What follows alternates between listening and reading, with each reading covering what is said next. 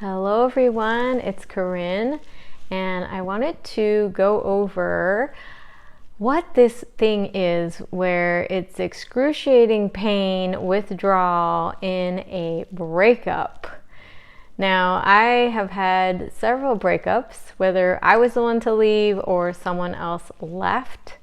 And I remember an excruciatingly painful one was when I was left.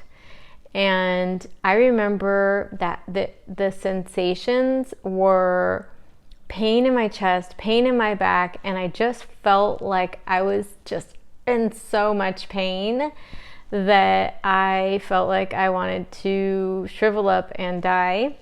I remember being on the floor and friends that I would call would say, "What can I do? What can I do? Are you okay?"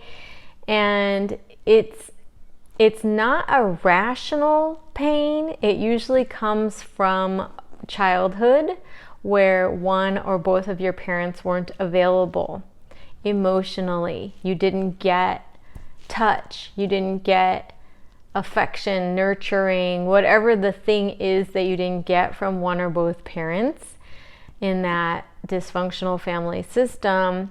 It can even happen in the womb.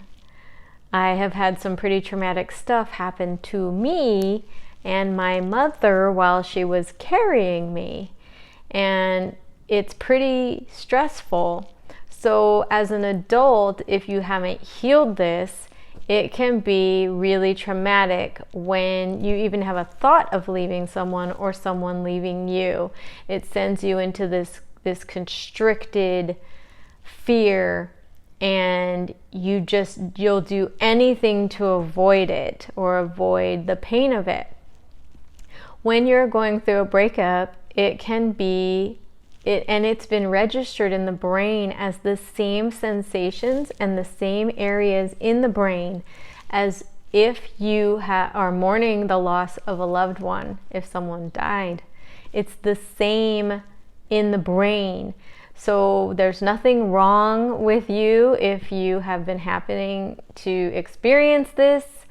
And I want to talk about things that you can do to move through it.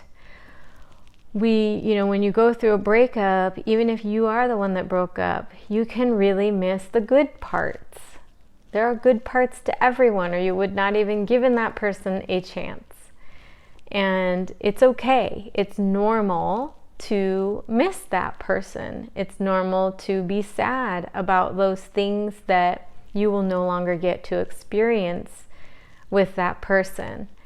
And I'm going to make a meditation for this in a separate video, but I wanted to come on and explain that it's okay. It's a physical, chemical response that is also emotionally based as well. And you will make it through. You will make it through. I promise. You will make it through. One of the best things that you can do is take really good care of your rest, because if you're tired and missing someone, it's so much worse than if you are rested and taking care of yourself. Some of the things that you can do is you can drink sleepy time tea. That will help you to get better rest. You can cry. You're not going to cry forever. We think when we start crying, it's never going to end. Actually, why crying seems to never end or we continue to cry is because when we cry, we're not actually acknowledging this emotion as a pure, raw emotion. We are feeding it with a loop, with story. So one of the things that you can do is don't feed that memory. Say, okay, I'm not focusing on that memory right now. And this I learned from Joy Klein. And I think it's called Inner Matrix, Your Inner Matrix, or The Inner Matrix. And it's really powerful. So you just set a timer for 90 seconds and you imagine the thing, like you remember the thing. And I'm pretty sure it's easy to come up if you are in the middle of a breakup right now. You think about that thing that's making you sad or upset and focus on it. Allow yourself to feel that emotion, but take the emotion out. I mean, not the emotion, the memory. So you just take the story out and you feel that raw emotion for 90 seconds and it will start to dissipate. After the 90 seconds, and during that 90 seconds, you might have, memory after memory or, like the pain and the pain memory thoughts. Just nope, I'm not focusing on that. I'm just focusing on what does this feel like in my body right now?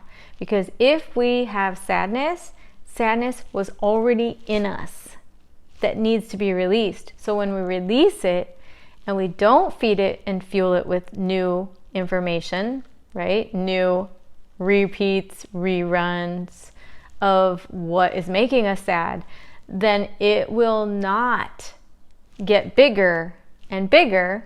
It will dissipate, and it has been shown in the brain that it gets smaller in the brain.